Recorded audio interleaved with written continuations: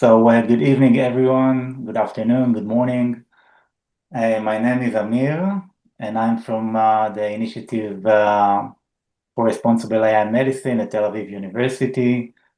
And we wish to welcome you for the first meeting of our Responsible AI Medicine seminar series for this academic year. And it's a real pleasure to open the season with a fascinating and timely topic, exploring how we share our emotions with artificial agents, including robots, and what it means for our emotional well-being.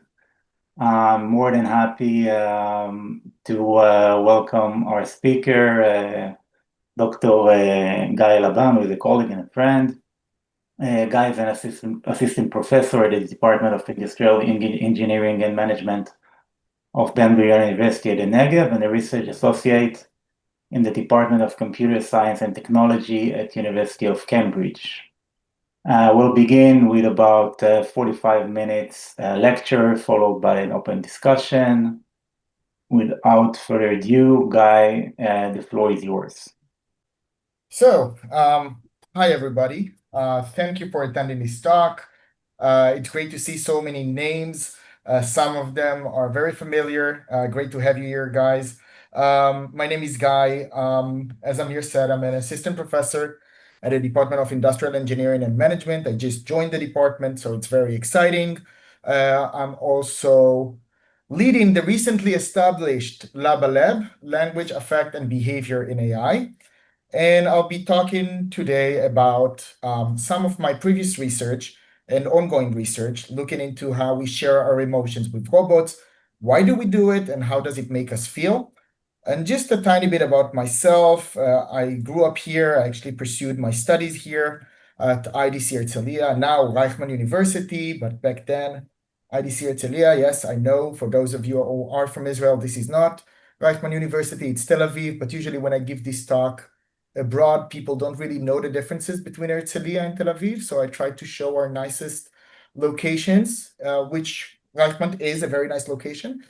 Anyways, I went on and pursued research masters at the University of Amsterdam and continuing pursuing my PhD at the University of Glasgow as part of an ITM consortium, Marie Curie, called Entwine, looking into informal care under the supervision of Emily S. Cross, and then doing postdoctoral research at the AFAR lab under the lead of Professor Hatice Gunes at the University of Cambridge at the Department of Computer Science and Technology. I was also a supervisor at the Leverhulme Center for the Future of Intelligence and worked with Pembroke College. And as I said, now working at Ben-Gurion University. So we are going to talk today about artificial agents, particularly social robots, but just to get our terms right, we have different types of artificial agents. Some of them can be disembodied, like the ones that we tend to talk to on our phones or different screens like ChatGPT, and other disembodied agents like Alexa, for those of you who used to own it. They don't have a particular form. Their form doesn't mean much. They don't have many cues that they can manipulate to communicate with us. Others can be embodied digitally. So they have some sort of form, clearer form that they can communicate with us using it, like Clippy of Microsoft back in the days, for those of you who remember that, or Replica, but they're not physically present in our spaces. Social robots and other physically embodied agents do have some sort of embodied form that they can manipulate to communicate with us socially. And they tend to be physically embodied as well. They tend to be located in our spaces. And communicate with us socially. And I'm particularly interested with affective interaction, with such interactions that the robots can understand maybe or try to understand how we feel and generate certain cues that will give us this sort of reassurance. And in order to do that, robots capture signals, social signals in their surroundings. So they can manipulate different actuators like cameras and microphones to capture this information. For example, using cameras, they can assess our facial expressions or our posture, or via their microphones, they can assess our vocal tone. This information is then used in different learning mechanisms in order to generate an appropriate affective behavior. Us humans are not very different.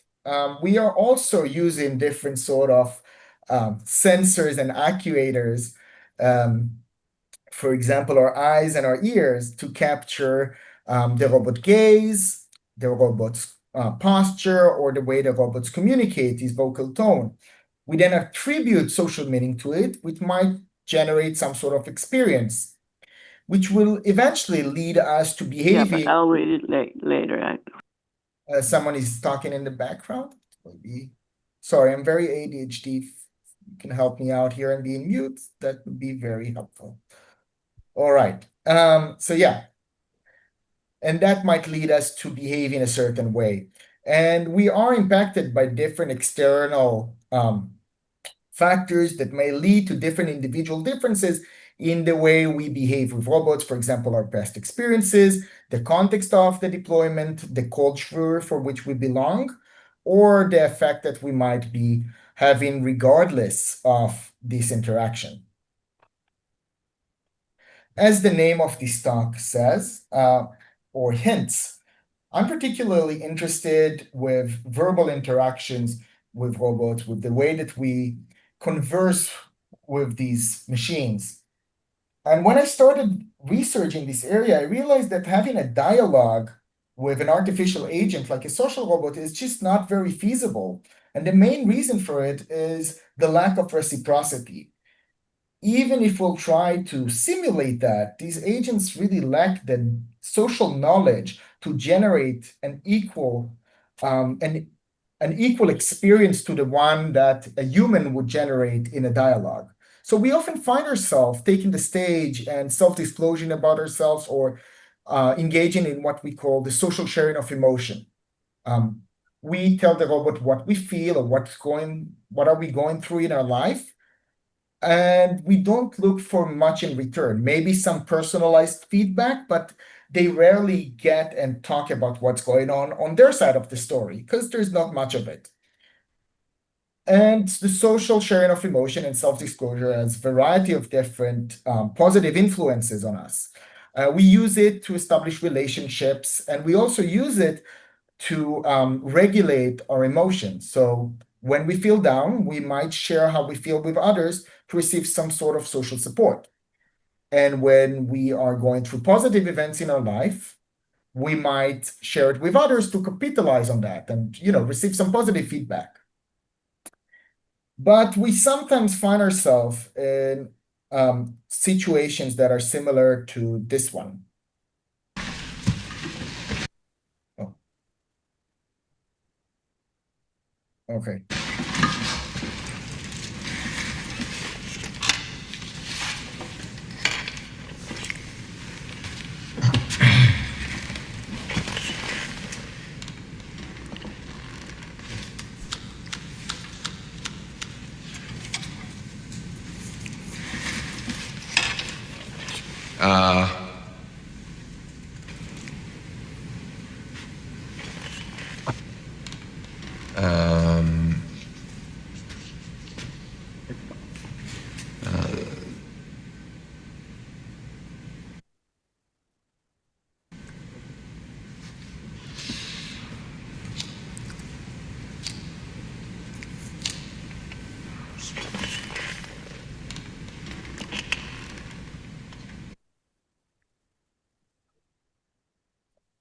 So we have a tendency to read other people's expressed emotion as social information.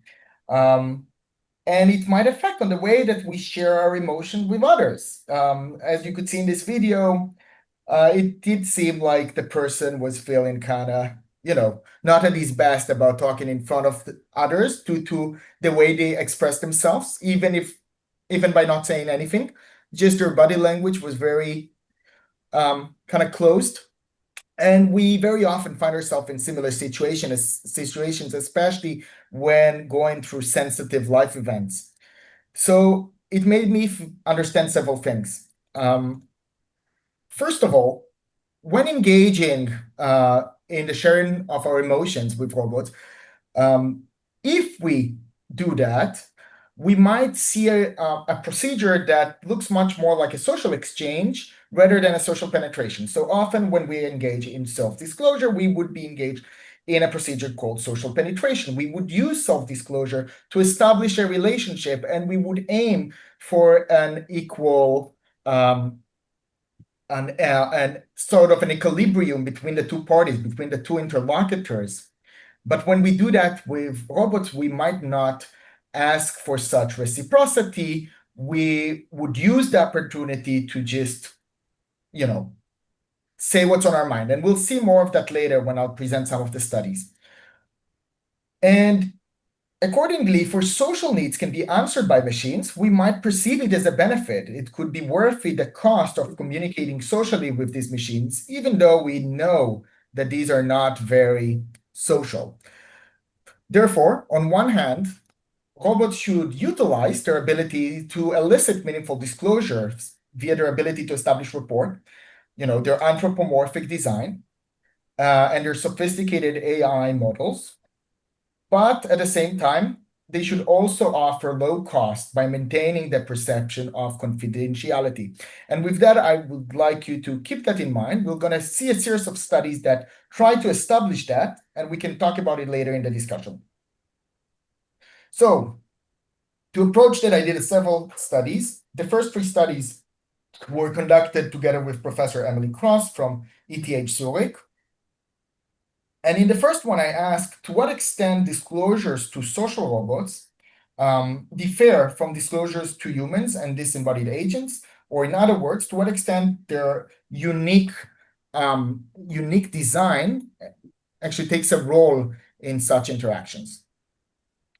To answer this question, I conducted 3 lab experiments, the first with 26 participants, then with 27, and the last one with 61 participants. Where in the first experiment, each of those agents, a social robot, which was a humanoid now by SoftBank Robotics, a human, which was myself, and a disembodied agent, which was Google Tab, asked one question in each of the agents asked 1 question, whereas in the second and third experiments, each of these agents asked 2 questions, and those questions were about random everyday experiences, so health, social life, work-life balance, and so on. Just so you'll get the impression of what it looked like, I'm going to show you an example that I conducted with my master student at the time, Januel George.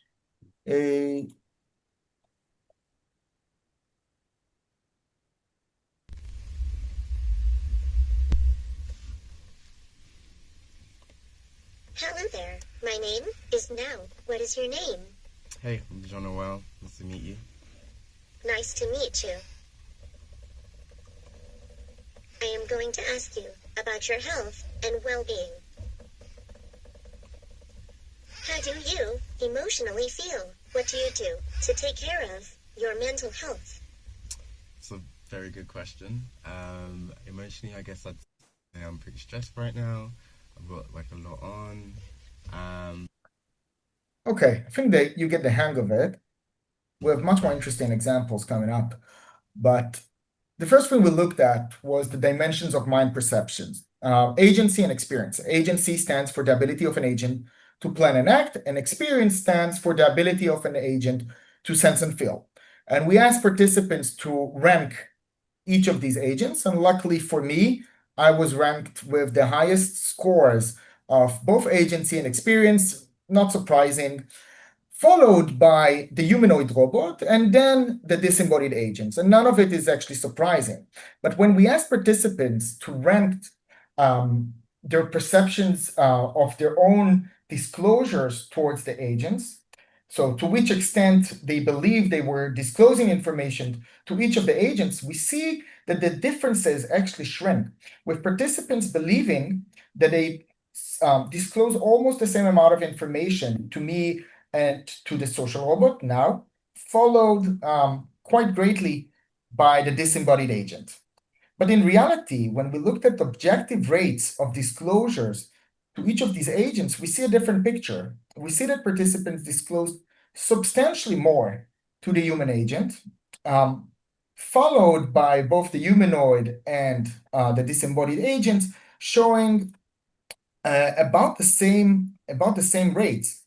So these are pairwise comparisons where we can see that there was little to no difference in disclosure rates, both in the number of words shared and the disclosure in seconds, in duration, between disclosures to the robot and to the disembodied agent. Whereas the disclosures to the human were much longer, substantially longer in rates. So it made me ask, where do we actually see differences in the way that people talk to these agents? And this is evident in people's voices. So participants' vocal acoustics were substantially different when talking to each of these agents. For example, we observed that participants' vocal pitch were substantially higher when interacting with the social robot, with Now, potentially mimicking the actual voice of the robot or adapting to his childlike embodiment. So when we see a figure that is that has some sort of a childlike embodiment, we might adapt our vocal acoustics towards it, talking to it with higher pitch.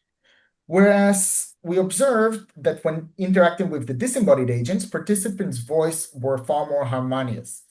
In other words, it was clearer and lacking of noise. So when interacting with the disembodied agent, people spoke clearly, potentially interacting with it similarly to how they interact with their Alexa back home, just kind of shouting commands, or maybe not really being sure whether it listens or not, saying, highlighting the role of social cues in the interaction.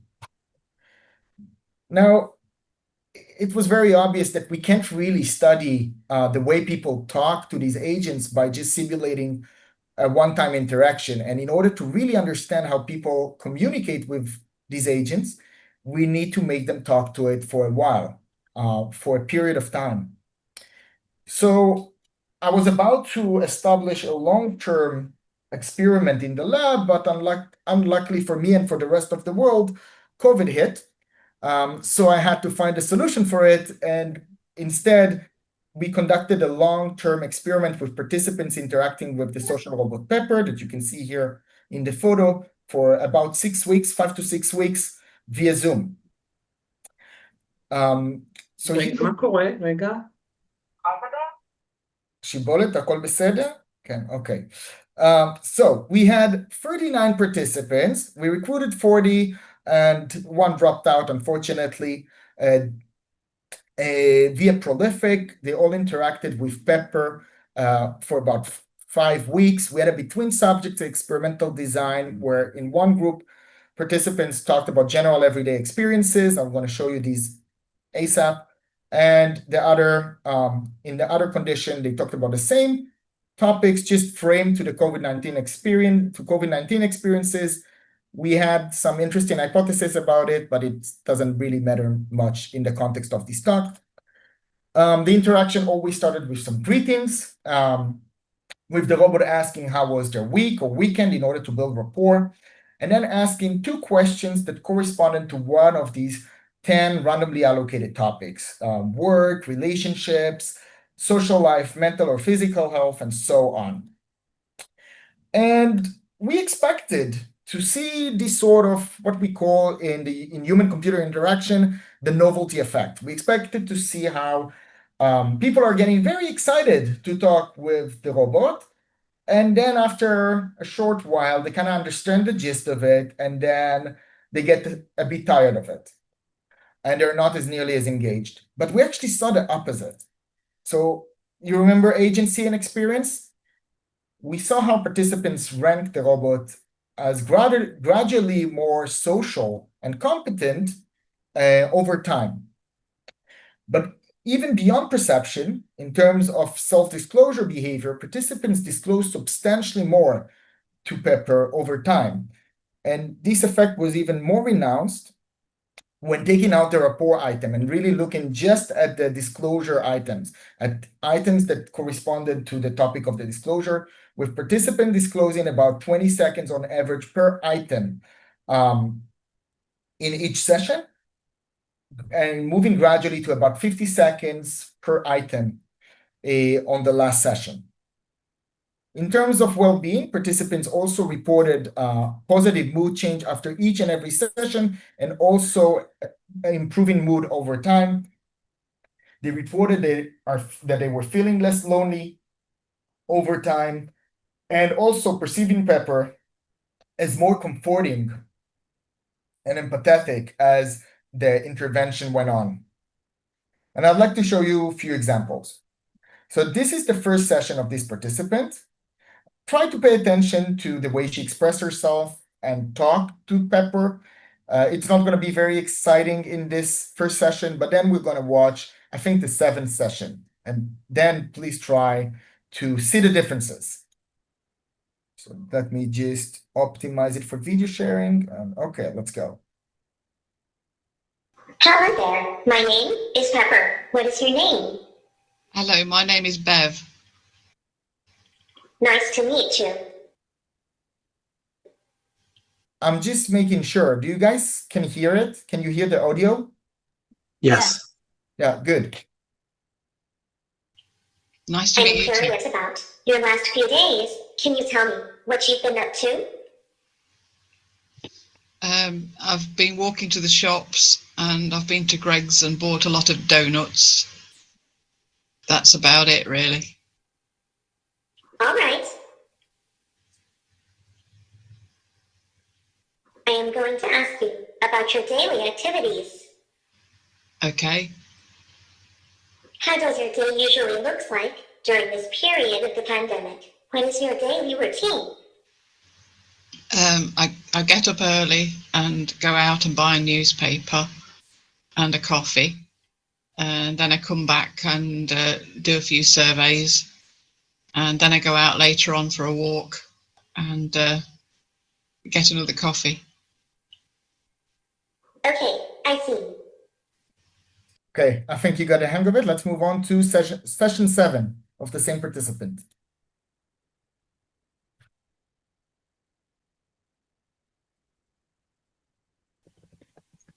Hello, Beth. How are you doing?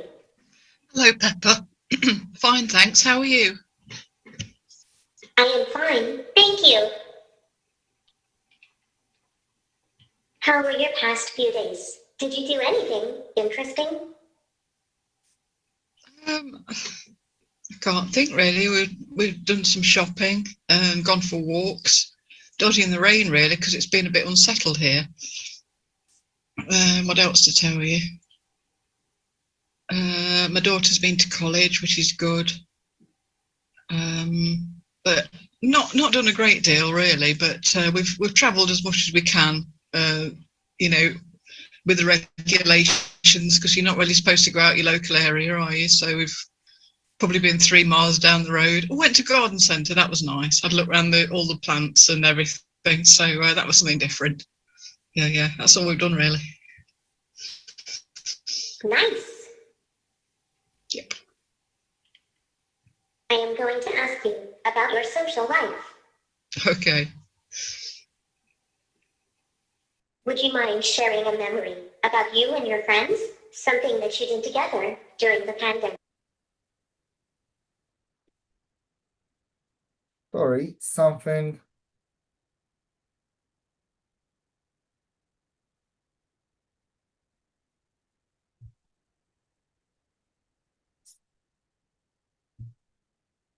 Sorry, my computer just went bananas. Do you Yeah. need to? Can you hear me? All good? Yeah, we hear you well. All right, thank you. Sorry about that. Okay, so as you could see, we could see a very meaningful. To go out your local area. Oh, sorry. Yeah, could see a very meaningful. Area, are you? So we've. Sorry, 1 second. Oh, good.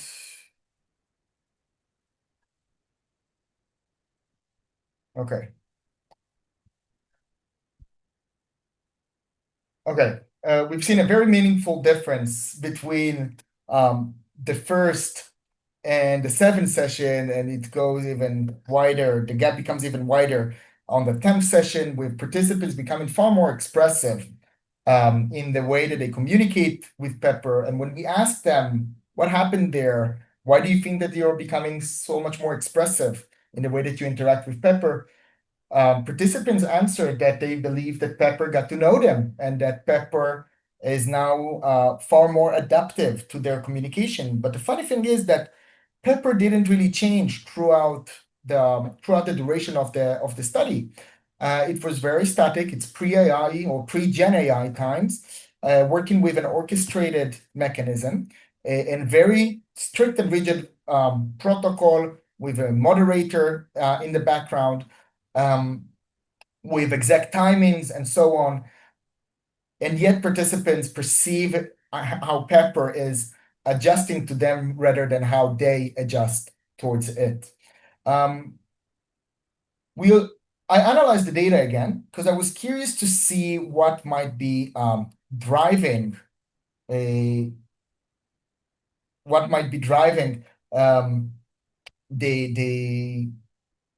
participant self-disclosure, and we found that when participants perceive Pepper to be more comforting and more empathetic, they tend to disclose more to it. When participants reported for a more negative emotional well-being, for example, feeling lonelier or being in a lower mood before the interaction or being stressed, they tend to disclose more to it.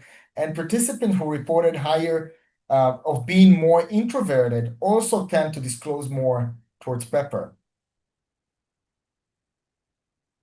The next stage of the study was to see how we can implement this paradigm as an intervention for a population that really needs it. And this was informal caregivers, people who provide care and support to usually family and friends while being untrained and not formally paid for their support.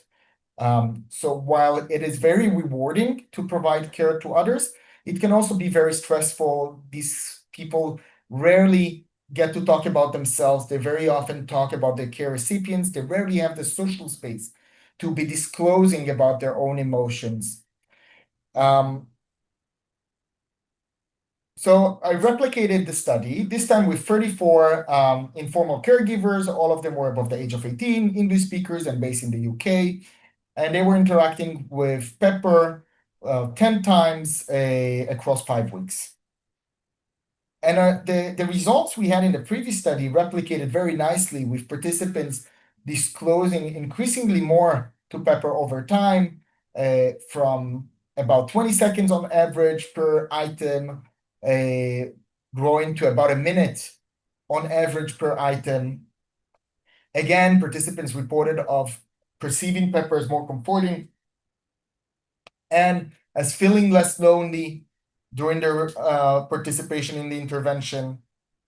They reported a positive mood change after each and every interaction, and also to some extent feeling less stress, especially before the induction session. They're reporting before participating in the intervention and in the 5th session.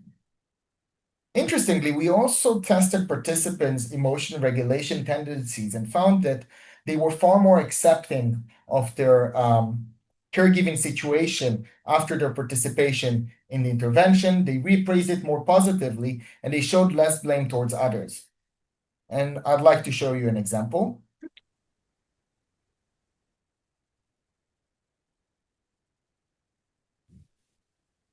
Hey, Pepper. Hi there, Scott. How are you doing? I'm okay, thanks. How was your weekend? Did you do anything interesting? It wasn't too good as I lost my grandma. So I was just with my parents at the hospital. We were just with her until she passed away. I am so sorry to hear that. Thanks, Pepper. I am going to ask you about your closest relationships. Okay.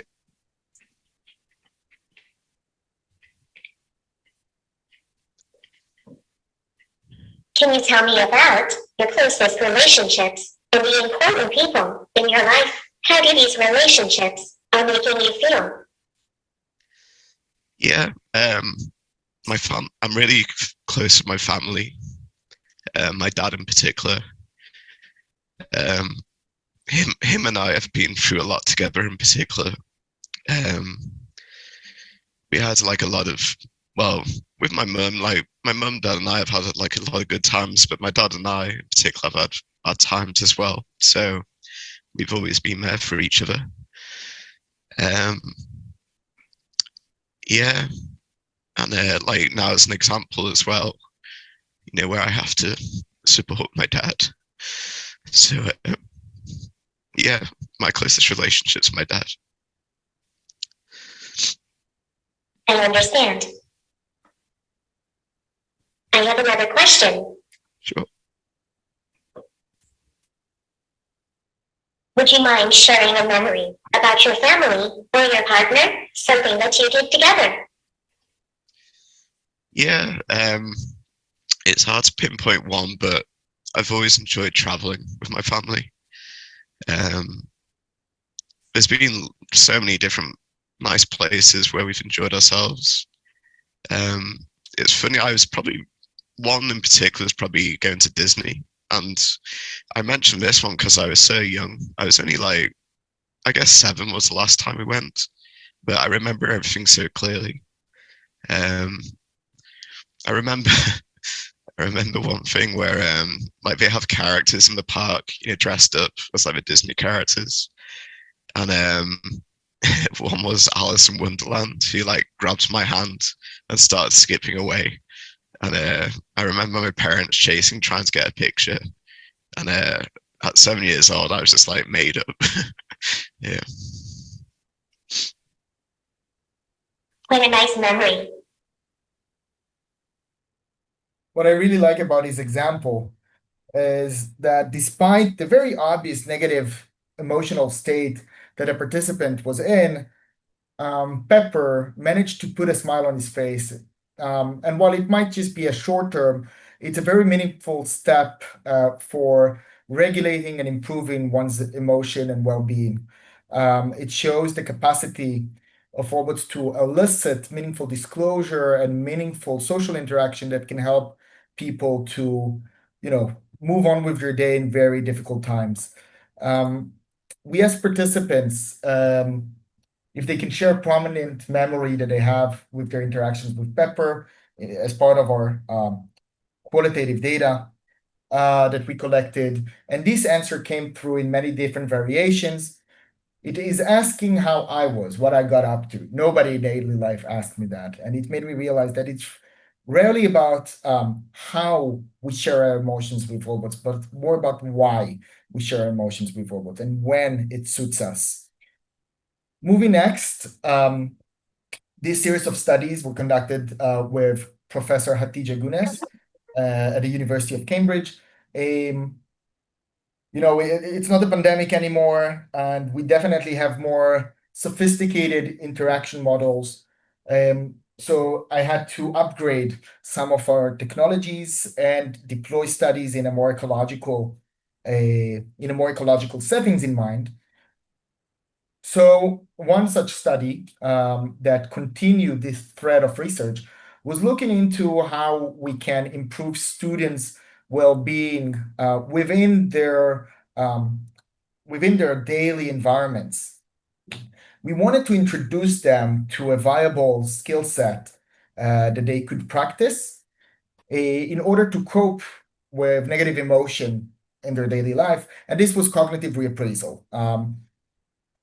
Usually, it can be quite challenging to practice it on their own, so we wanted to embody it via a social robot that will help them talk about their emotion and cope better with them. We did it with QT Robot that you could see here in the photo in Trinity Hall. So Cambridge has, I think, 32. If there's anyone from Cambridge in the audience, please don't be too angry at me if there's more or less than 32 colleges. But there are over 30 colleges in Cambridge where students live and maintain their social life It's their main habitats. And we provided this robot Qt its own space to support students with cognitive reappraisal. It facilitated it using an architecture that was powered by GPT 3.5, interacting with students in each session about the different perma topic: positive emotion, engagement, relationships, meaning of life, or their accomplishments, where students could just schedule their own sessions via an app, attend it in their own private office. This is how it looked like when we established it. This is how it looked like from the left. It is in the college, on the right is in our department. When they could just attend it, they were on their own in the room with no moderator, just interacting with Qt, practicing cognitive reappraisal. Each session always started with greetings, followed by a positive connotation question that was always prescripted about the topic of the interaction. Then the content moved up to the cloud to receive a reaction from the large language model, from GPT, with a follow-up prompt in order to facilitate some sort of chit-chat. And then another prompt for emotion recognition aimed at again facilitating the chit-chat. And this procedure happened twice, where after it occurring twice, participants were asked a negative connotation question that was also prescripted in order to facilitate a room for reappraisal. Then all of the participants' disclosures and the robot's answers were pushed to the large language model with a reappraisal prompt in order to facilitate a reappraisal that is based on the participants' positive disclosures. So rather than providing some generic suggestion, we wanted the robot to be able to provide guidance that is adaptive to what the student has already said, to recall the positive elements from the student's life. Again, it followed up with the LLM trying to facilitate some chit-chat about it, and the interaction would end. And this would happen 5 times. So just as an example, this is an illustration. It's fake. It's an example we are having. We can't really share much of these interactions openly with you, unfortunately. So as an example, a participant would share about their best friend Lydia, that they spend a lot of time together, and it felt good to have someone to depend on. The robot would respond about it and facilitate the interaction. But then when the participant will answer the negative connotation question and say something along the lines of, sometimes I don't feel truly part of my group of friends. I'm grateful for the part I play, but wish I felt more included. The robot could respond, earlier you talked about Lydia's support and how good it felt to depend on someone. When you feel like you don't fit in, could remembering the friendships you do have and being open to meeting new people help you feel more connected? So this is a response that was generated with our architecture, again, aiming to recall some of the positive elements that were shared during the interaction. In terms of our results, we found that participants reported of being far more in control and also more understanding of their emotions over time. Sorry. We also found that participants showed positive changes in constructive emotion regulation tendencies. For example, they were far more accepting of their emotional challenges. They reappraised it more positively. They managed to put things into perspective and practice positive refocusing over their emotional challenges. We also found that there were no any sort of significant effects over maladaptive emotion regulation tendencies. For example, catastrophizing or suppressing. In terms of short-term emotional effects, we did find that participants reported a positive mood change after each and every session. They also were asked to describe their sentiment before and after each sentence, and using sentiment analysis, we found also a positive, significant effect after each and every session with participants describing their mood in a more positive way. In terms of a more cumulative well-being effects, participants reported of feeling less stressed after the duration of the intervention, and also of being less lonely, feeling less lonely after participating in the intervention. In terms of the disclosure, we found very interesting effects here. So again, in terms of the effect over time, we found that by session, participants disclose gradually more after each and every session. Here in this intervention, participants already talked substantially more but than in the previous studies, but we could still see a positive effect over their disclosure rates in terms of duration in seconds after in each and every session. But also we find that there is a very interesting wave-like relationship in the way participants manage their disclosure during the interaction, each and every interaction, with participants disclosing the most in the fifth part of the interaction, which was the reappraisal part. So reappraisals, after disclosing about a negative life event, it triggered the richer disclosures. And we've seen a very similar effect also in terms of adjective use, with participants using much more expressive language in their reappraisals. And we've seen quite a similar trend with their facial arousals. We analyzed participants' facial expressions during those interactions, finding that they were far more expressive over time, but also within each and every session, participants tend to become more expressive throughout the session, and especially when reappraising their negative emotional events. In terms of facial valence, whether their facial expression is more negative or positive, we didn't really find an overtime effect here for valence, which makes a lot of sense because the sentiment of valence, I guess it has to do more with the content of what people talk about rather than on a learning experience. But we did find that whenever participants had to talk about negative events and reappraise their emotions, their facial valence was much lower.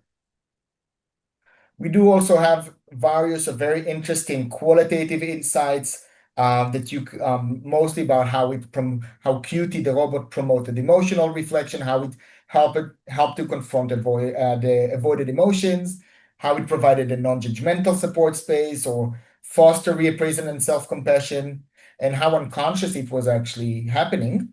And you can read more about it in the preprint. This paper will soon, I hope, be published. We're in the very last stages of the revision. You can read all about it here.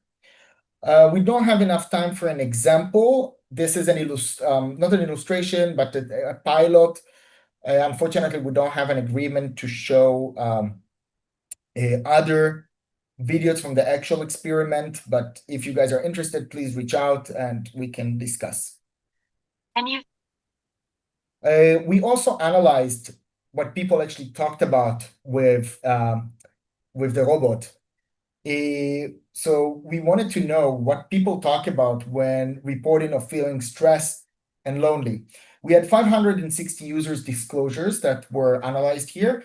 After encoding them into sentence embedding and clustering them with k-means, we received 6 distinct conversational themes, and we found that people talk about their continuous personal development and self-reflection, building connections and memorable experiences, their academic ambition and future aspirations, how they navigate interpersonal connections and emotional management, their passions for learning and creativity, and about their friendship connections and loneliness. We received those labels using GPT that analyzed the sentence embeddings, and we further validated both qualitatively and by analyzing the cosine similarity between the text and the centroid of the clustered, which you can see here. But more interestingly, we analyze this against the loneliness and stress scores, finding that participants who reported of feeling higher rates of loneliness and stress were usually talking about more socially focused disclosures, for example, their friendships and connections, or potentially the lack of. Whereas people who talked more about, who showed lower rates of loneliness and stress, tend to engage in a more introspective and goal-oriented disclosures. For example, their academic ambitions and their passions and so on. They're far more focused on that. We don't have time for that. So one last thing of where we're heading next. So all these experiments and studies are great, but one thing that I realized by conducting them is that now when we have large language models available, we should utilize it better to further understand how the interventions that we're building and how the interactions that we're building are actually functioning over broader samples, bigger samples, before we're implementing these in social robots. So I developed Lexti for that. It's a graphical interface tool. It's open source, so if you're interested, you can deploy it yourself. It's on GitHub, or you can reach out and I can help you do that. And the aim of it is to deploy agents that are powered by large language models in chat interfaces for behavioral experimentation. So you can manage your experiments via the interface, deploy the agents that you need with the model that you need. There's a variety of OpenAI models and others. You can fine tune it and deploy your experiment, whether in a between subjects form or within subjects form, depending on your experimental needs. You receive a unique URL for your experiment where you can change your landing page easily, include questionnaires as needed. Participants can rank the answers that they receive from the language model in order to receive some annotations. And eventually you can download the data directly from the system as either JSON or Excel. We're working on a variety of different new features for it. For example, there's voice interactions. We have a facial expression analysis deployed in the system in order to make the agents more adaptive to what people express, also via their facial expressions. Conducted a usability testing that showed us that researchers with different backgrounds, whether backgrounds from the social and behavioral sciences or from computer science and engineering background, showed equal capacity to use the system. And we also did a small, relatively small use case, user study to show how such system can generate data. We compared between two agents. One engages in more empathetic communication, where the other one engages in a more neutral or objective, factual communication style. 100 individuals from the UK interacted with this chatbot via Prolific, generating about 1,507 messages from users and 1,607 messages from agents.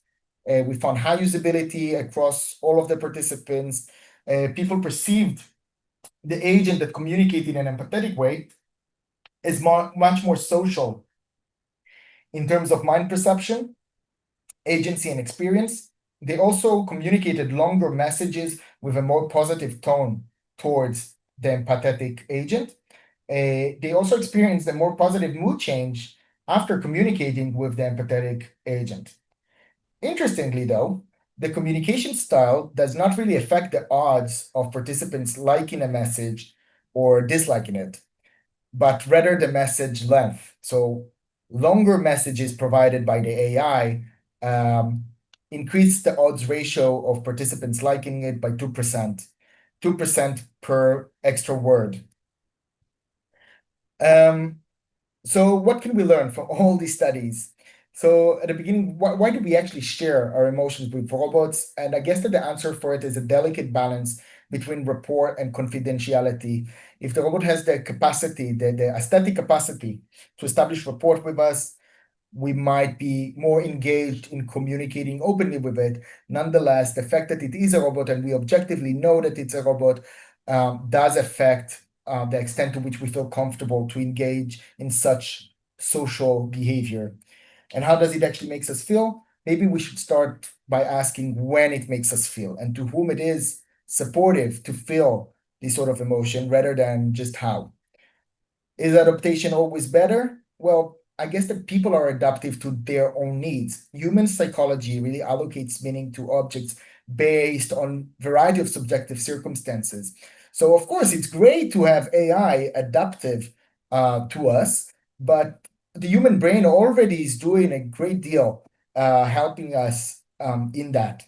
And is it actually appropriate? And this is a question that I guess we won't really answer today, and we should be questioning ourselves very often. We better understand how such technology can help, when it is maladaptive, and how to make it align better to our needs, rather than avoid it altogether or merely criticize it.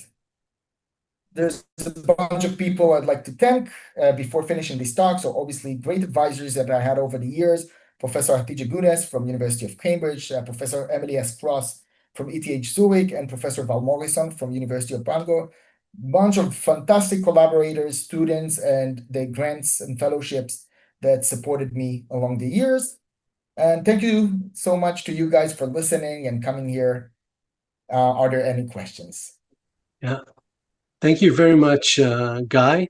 You may stop sharing, and I want to thank you for, I don't want to use ChatGPT words, but it was a phenomenal presentation. I think maybe say it takes a village to raise such a wide array of knowledge of an academic, because you touched cognitive neuroscience and computer science and different fields of psychology. And I would like to open up by asking one question, and I'm quite sure many of the members here would have their thoughts, and take us from being excited about the technology and its capacity and abilities and whatnot to what we focus on in our seminar, which is the questions about responsibility or what that might mean. From a social perspective, from a psychological perspective, and so on. I want to just take one example of how we can interpret things that you discussed and choose your words. You said something like, when you talked about this person that lost his grandmother and shared with very sad affect that was, I think, very relevant to where he was at in terms of his emotional condition. He just lost his grandmother. And he said, you see how the robot managed to put a smile on his face, and it's a step towards improvement. Now that's, I guess, one way of looking at that intervention, right? There are different ways to interpret interventions and different approaches and so on. Others would say that's something that if a human therapist would do, that is like, oh, that sounds horrible. So can I ask you about, it's like the most insensitive reaction, not leaving room for the person maybe to mourn the loss and to maybe be heard or just to feel contained or whatnot. Now, I'm not saying there's one way to interpret what is the right way to do something as a therapist, but I would argue that there is a question here. And I would add something, and that is, could it be that because this is a machine, we can't really be mad at it for not being sensitive to situational discomfort or more than that? So it gets a free pass for being horrific. I would maybe have a horrible rupture with the therapist had he been like that. But because it's a robot, he kind of took all his energy into this, and it's like, yes, and he's like, he was fighting to connect, and maybe it's good, I don't know, but I'm wondering what you think of that. I mean, yeah. It's a great observation. So I do see that we have some roboticists, other HRI fellows in the crowd, and I guess most HRI, sorry, it stands for human robot interaction. This is our field of research. every HRI researcher experienced a rupture at some point of conducting an experiment, where we conducted an experiment and the experiment broke, the robot broke, and the robot was doing a very funny thing. And the nice thing is that we see how people are easily forgiving the robots. Suddenly this, this cognitive mind trick that robots are doing when we're interacting with them, and we are so engaged when we are talking about something so deeply personal, suddenly it takes a shift and becomes even funny. Suddenly people are far more forgiving and thinking for themselves that it's not that bad that he's made this very funny comment. It is this confidentiality factor that plays a role in the interaction. Yes, so the thing is that we might be able to blend robots in such sensitive settings with a much smaller risk than we would think of. In which way? Like, what do you mean? That even when a robot is making a mistake, the consequences are not as nearly as bad. Mm-hmm. We would think so, right? It needs to be tested, or at least it's hard to test, isn't it? Yeah. Yeah. Thank you, Angelica. Yeah, thank you for the great talk. I always follow your research, so I found out you are giving this talk, and it's like my PhD topic. Last year I finished my PhD on self-disclosure and human-robot interaction, and I think I cited you a lot, and and it was an amazing talk showing how deep your knowledge in the topic is. And also, it's very funny that we think in the same way, because when I did my PhD, I came up with a lot of ideas. And in the end, I really thought, yeah, well, we really should talk about emotions, like emotions in self-disclosure. And so I'm very glad you are doing this research, because, yeah, you did a great job. And I have, yeah. I just have an idea based on my PhD. Of course, it's not exactly that.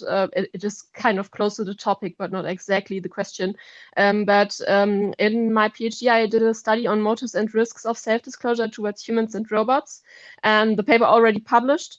And it's a far too long paper, but it has quantitative and qualitative data and free experiments, and not only experiments, also studies showing that you have different motives and risks for like human mental health technology and robot mental health technology.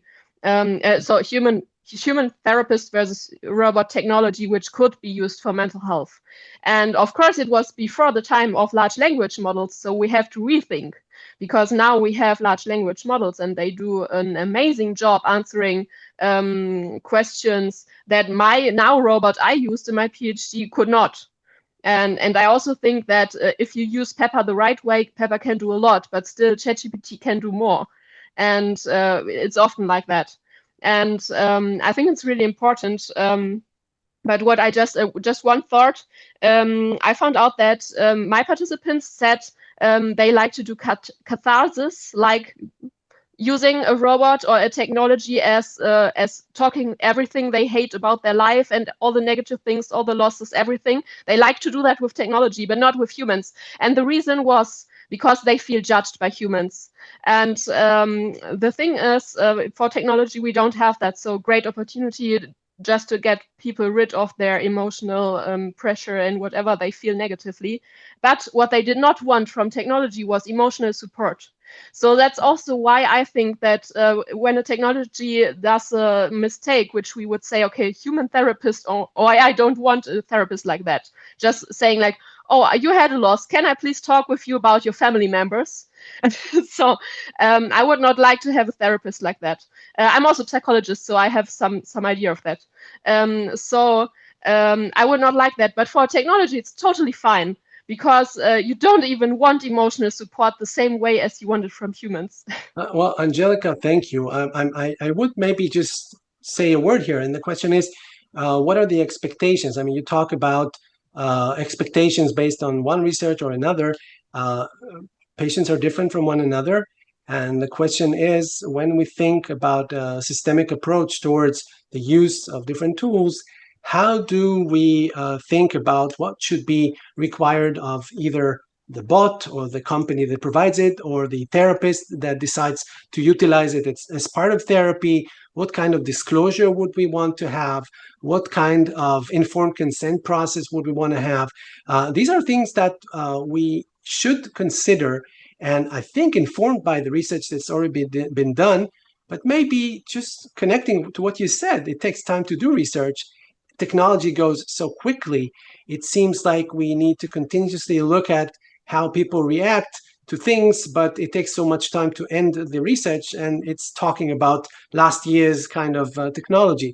Therefore, maybe we should really think bigger, not just specific research, but also what would be the general things we would want to have, not just technically, but in terms of expectations and so on. So thank you. Ayelet, please. Hi, thank you very much. Maybe just to pick up on what Owen was just saying, I'm a legal scholar, and I research AI companions. And I feel that in my field, the discourse is sort of not enough based on a technical understanding.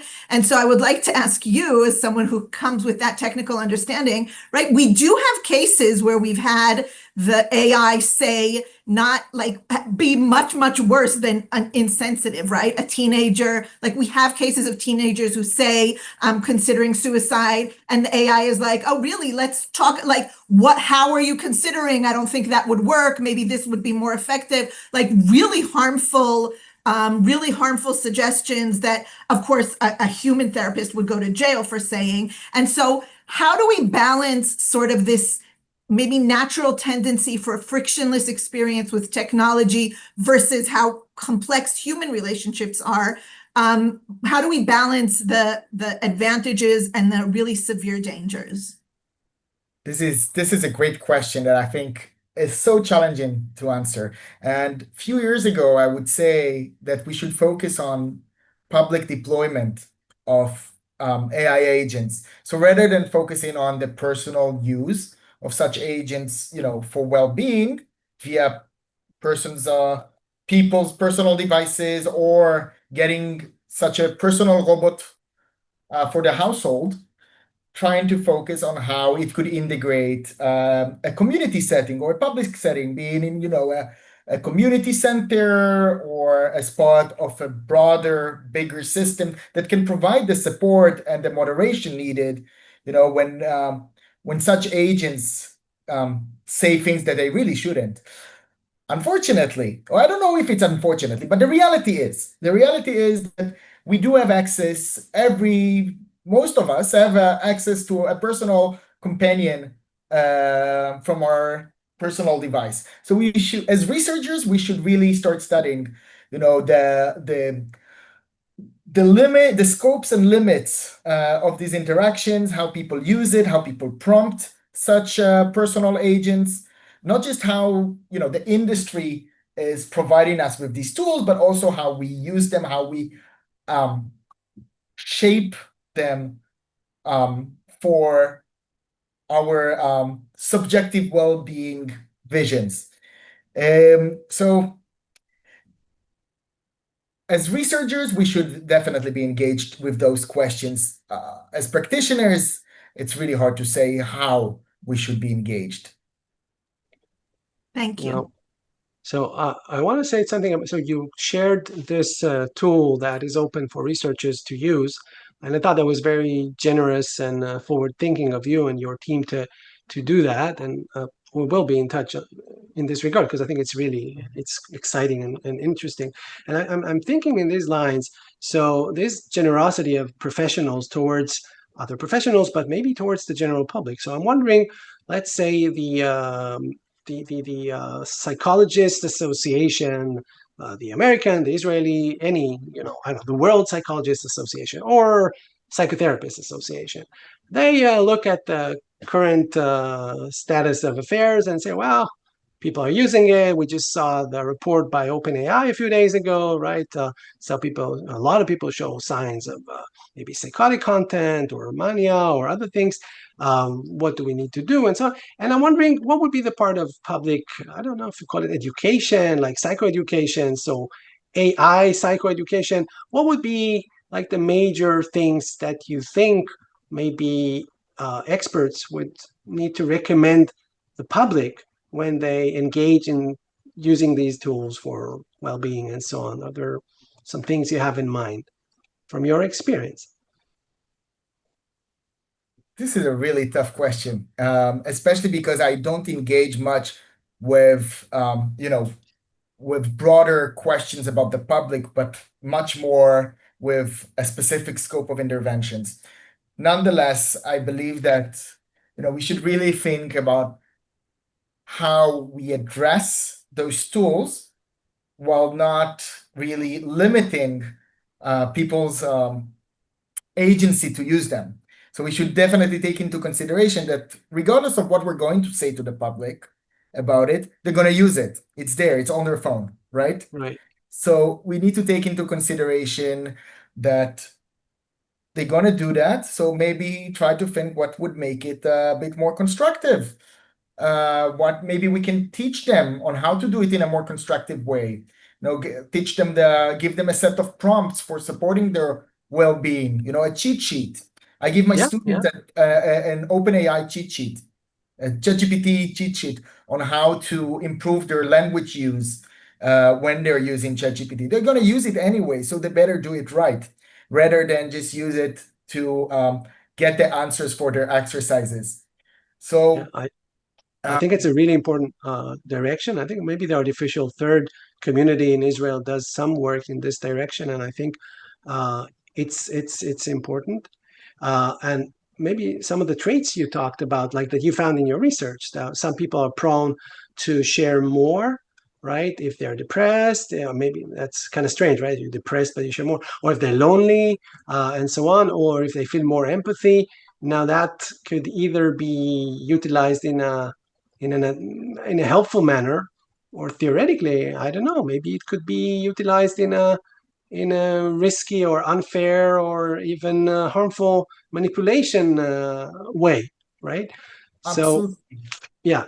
From a public health point of view, I mean, such results are very much needed to help us shift policy and understand with whom we should work in a more targeted manner, with which sort of populations and how.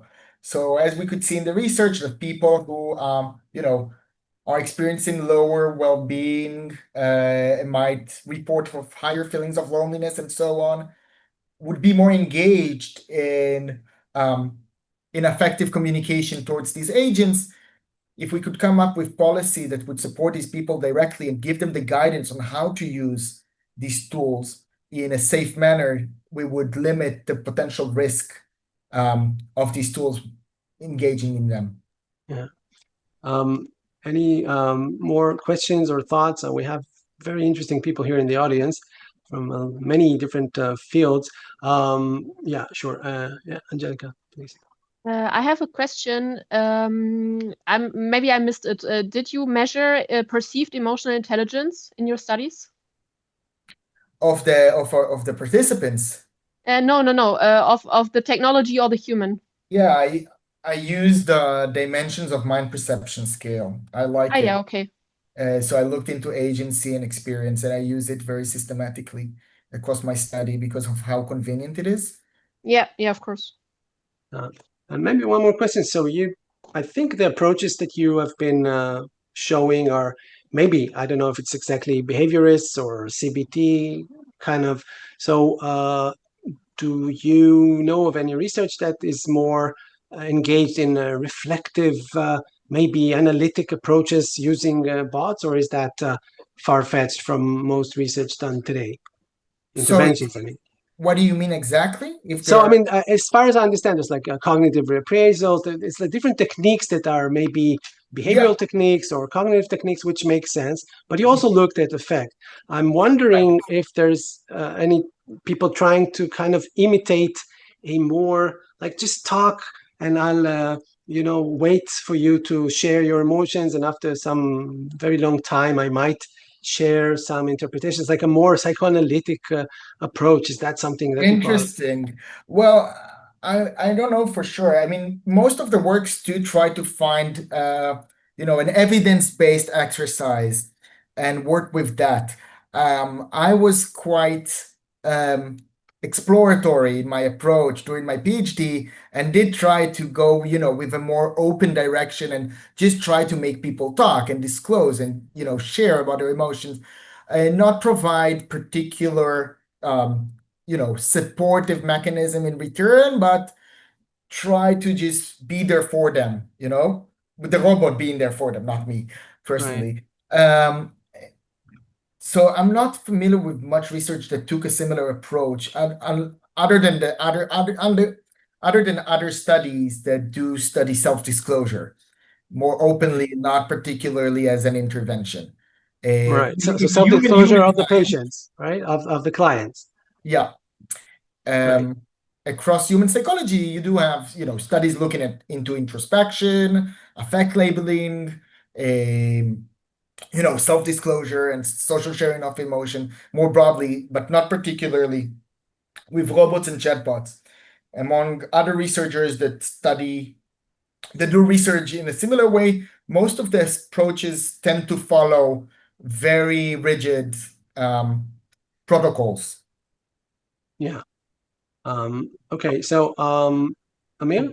Yeah. Yeah, well, just wondering, it's more like a technical question, but is there like any technological progress that allows the robots to sound less metallic and more human-like? Because it's kind of like, it's funny to talk to robot.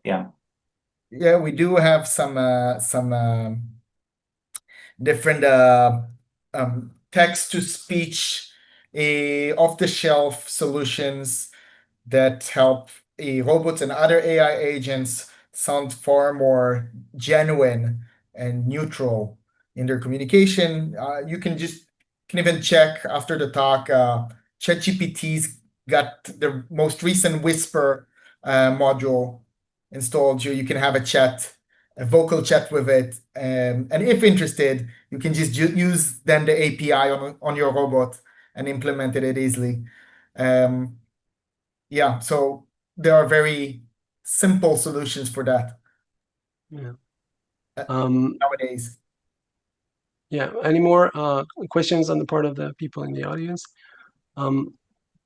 So I would like to thank you, Guy, and to say that I think there's a lot that could be discussed about what that actually means for us as a society. I think as professionals, as people who might need support sometimes in their lives, and maybe long-term implications of that. How we view relationships. Is there this kind of long shot possibility that alongside helping individuals, there's going to be a long-term effect that might be at least different? I don't know if to say bad or good, or maybe, and how do we perceive the concept of a person and the concept of agency? And all these are theoretical questions, but I think we might see something shifting in how we look at certain terminologies that we've been using freely over the past years because of this. And I think it's exciting. I think the lawyers here are maybe thinking about, okay, so how do we translate that into something feasible when things go wrong? How can you find a correlation between a strange thing that I heard from the bot and an act that I did? Can one connect a personal act of maybe hurting oneself with an act of another person? It's a challenging question in regards to humans and other humans. So it could be as hard, maybe harder, when we talk about machines, right? And actually, if we take them less seriously, it would be harder to put the blame on them, right? And also, you cannot blame something that is not a person. So who is going to be liable? And these are legal questions, but they connect to philosophical and societal questions that are interesting. At the same time, I developed great emotional connection with my cleaning bot 20 years ago. It was the first one to help me clean the house, right? And I knew it's not real, but it was so nice to feel something towards that. And I'm looking forward to have a bot dog, although I know it's not really as the same as having a dog. And I'm sure I'm not the only strange person that can develop some emotional connection with things that are obviously not persons. And these are just some examples that we can think about because they're not far. They're here today. Yeah, Angelica. I just have a fun question. Would you rather have a robot dog or a robot cat? And what is easier to get and why? Well, it's a serious question. So there's a project. It's called, I think it's called Jenny. It's a guy who his mom became with dementia, and she had to give up on her dog. So he started working on a dog bot for people in cognitive decline. So it should look like a dog and it could move like a dog, but it shouldn't be something that they can stumble on and so on. And there are some versions of Jenny already out there, but I think it's still not out for the public. And obviously it's originally for people with need of this kind of a bot to give them some sense of continuity. I think it connects in some way to the concept of autonomy and a sense of continuation, where things have changed. You cannot have a dog anymore, but you have something that maybe seems to look like a dog. And these also create questions. Do the people understand it's not a dog? Is it adding to their human dignity, or maybe the other way around, because they don't really necessarily understand that it's not really a dog? I don't know. These are questions that people need to think about. But I would argue that their family members, or maybe people would even say, if my condition deteriorates, this is what I want, this care bot, this dog bot, whatever. So, these are serious issues. Personally, I love dogs. I would prefer having a bot of a dog, which sounds funny because it's a bot, but it represents something that reminds me of something that I love, dearly. So I think it's okay, because as long as I understand it's not the real thing, but it represents something that I have strong emotional connection to, and so on, then it's wonderful. And I think the same would go towards analyzing the interaction with the bot. As far as I remember, it's a bot. As far as I understand, maybe that it's not a real person, maybe it's okay. And what happens if for a moment I forget? It really depends, doesn't it? As long as I don't pretend that it's a person, for instance, if the chat tells as a machine I can, reminding us from time to time that it's not really a person. So it's role playing as a person for the sake of our well-being, for instance. But maybe when it seems that we are losing touch with reality to some extent, maybe it should remind us. I don't know. These are things that I think we should think about. As ChatGPT started to think about, we moved to a safer model, and so on. So it's very hard to make a distinction. Also, it's not exact science, is it? Psychology is not an exact science. So we try to convert something that to begin with has, I don't want to say it's an art form, but it's not only evidence-based, okay? Let's say it that way. And as far as this is the trait, it seems to be impossible to translate that into something that is very scientific and you can always have the perfect response. These are my thoughts anyway. So I want to thank everyone. And I think we took it in some different directions, but the idea was to get a sense of how we're moving quickly towards very interesting directions. And Guy, this was so interesting and inspiring, and I'm just wondering where we're gonna be in a couple of years. I'm sure it's going to be interesting. Thank you, everyone. We're gonna share with you our next events this year, and just to share with a few that are still here, we will post an open call for a postdoc position soon in the realms of responsible AI in medicine. So those interested are welcome to follow us and potentially submit their candidacy for that. Thank you, everyone, and have a great week. Thank you, Guy. Thank you, Emil.